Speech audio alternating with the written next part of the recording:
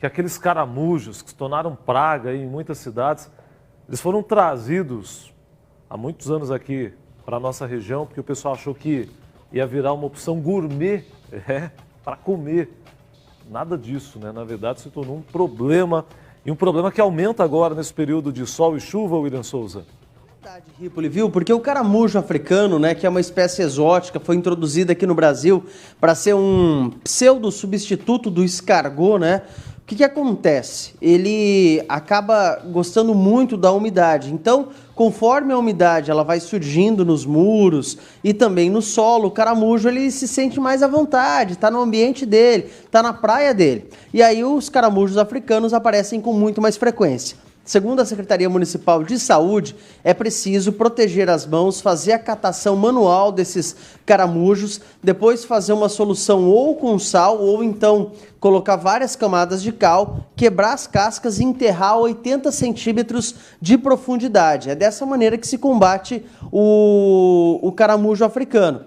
Ele pode transmitir doenças em casos raríssimos, raríssimos mesmo. Mas é importante, né, porque ele pode ter um protozoário, um verme ali, que é microscópico. Então, pode acontecer se a pessoa ingerir o caramujo acidentalmente, né, o muco, e também pode acontecer se a pessoa ingerir algum tipo de salada em que o caramujo tenha passado, né, algum tipo de folhagem. Então é importante que as pessoas façam esse controle manual. Não tem veneno, tá? Então as pessoas não precisam jogar veneno ou coisa do tipo, tem que fazer a catação manual, quebrar as casquinhas porque elas podem acumular água e aí causar um outro problema que é a dengue. E também o caramujo pode nascer ali de novo, se ficar alguns ovinhos, nasce um novo caramujo dentro da casca. A gente tem uma entrevista aí com o Eduardo Alcântara, que é gerente de zoonoses, e falou a respeito desse problema que tem aumentado de certa maneira aqui em Maringá. Vamos ver.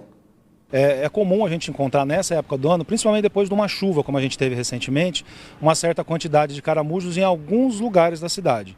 Isso é pontual, né? As reclamações não aumentaram tanto em relação ao caramujo, mas é comum nessa época do ano.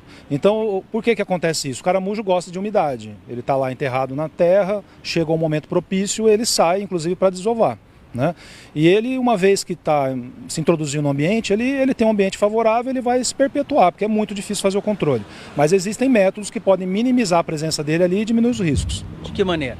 Tá, o mais importante é fazer a catação manual. Tá? Existem vários métodos, algumas pessoas usam o sal, a salga do caramujo ou do solo, né? Mas o mais recomendado seria utilizar a catação manual, né? Depois você coloca o caramujo num balde, né? E coloca camadas de cal virgem, né, até que ele morra. Né? Também pode ser substituído por uma solução de 3 partes de água para 1 parte de cloro. Né? E deixar o caramujo imerso nessa solução por 24 horas.